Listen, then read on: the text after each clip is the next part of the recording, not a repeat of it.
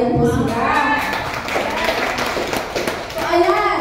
So, kung hindi po pa nagbago yung isip ko nung nag-empleyado ako, mabibigyan ko pa yan ng pangarap yung mga anak ko.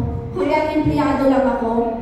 Di ba hindi? Kasi syempre magkano na yung sahod ko sa isang buwan, 3,000. Kumusta naman yung pangarap ko, di ba? So, ayan. Nabigyan ko po, nakapagpaaral po ako ng private school sa aking mga anak. So, ayan si ate. Nag-aral po yan sa National University sa Fairview.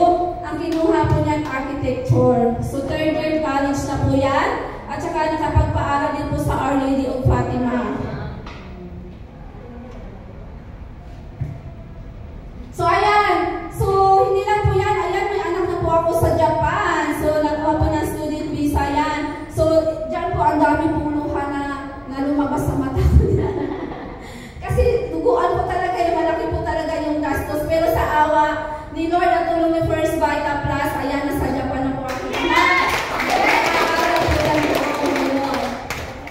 So, ayan, hindi lang po. Ayan, nagkaroon din po ng gadget goals sa mga anak. So, hindi lang po sa anak, sa akin din po, syempre, nagninegosyo tayo, di ba? So, kailangan din po natin yan. So, tingnan mo yung smile ng anak ko, ang ganda.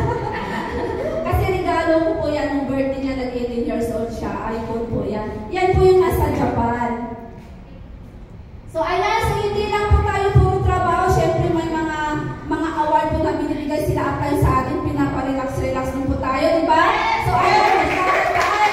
So, nag-Ilocos po kami dyan. 3 araw po kami nag-Ilocos dyan. So, nag-swimming lang po, lumasyal. Nag-isa namin apply! Apply! So, ayan, natin sa Paris kami dyan. Overnight po. Palakpakan po natin kami. Diba? So, ayan, apply. Namimis na namin yan. So, ayan. So, dito po talaga ako natuwa. Bakit po? Kasi, halos 15 years po hindi ako nakauwi sa Mindanao kasi wala nang pera. O ano naman, kung gusto mo umuwi, ikaw lang mag-isa, ayaw naman pumayag yung mga anak mo. So, sa tulong ni First Vita Plus, ayan, nakauwi po kami sa Mindanao. Kasama po yung pamilya ko. Halos ayaw nang bumalik dito sa Manila yung mga anak ko. So, hindi po mangyayari ang lahat ng yun kung wala po ito ang grupo ko. Palakpakan po natin ang grupo. So, ayan, sila po yung isa po sa mga inspirasyon ko. So, ayan. So, hindi po mangyayari ang mga nangyayari sa buhay ko, yung mga achievement, yung mga pangarap kung wala po ito. So, maraming salamat.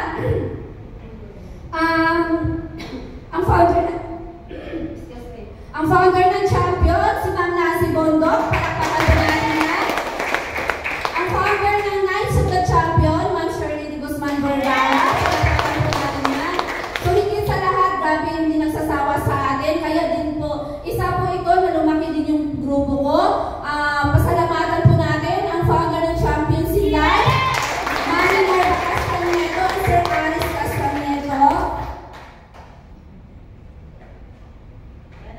So, ayan. Ano nangyari dyan? So, ayan. Ang walang sawang sumusuporta din po ang founder ng Fight Action Youth Champion, Sarah Brenda, yung mga pendek-bukan. So, ayan po ang teacher po ng grupo, Falcon of the Champion, Jeneline Batero. Ito po, walang sawang pasasalamat from 2016 up to now. Halos magkapalitan na po kami ng mukha. Ayan, palakpakan po natin ang Good Shepherd. So, grabe, lagi po kami magkakasama po niyan. So, ayan, higit sa lahat, bigyan po natin ng milyong-milyong palakpak. Ang pagpapalat sa community. Ang CEO and President, si Ma'am Dolly Taktakan Tumpalan, palakpakan po natin yan. At ang ating chairman, si Sir Socrates Tumpalan. So, kung wala sila, wala din po tayo dito sa First Vita Plus. So, bago po yan, bago po ako matapos, so may iwan pa akong mensahe. Ayan, believe that First Vita Plus can change your life. So, ayan lang.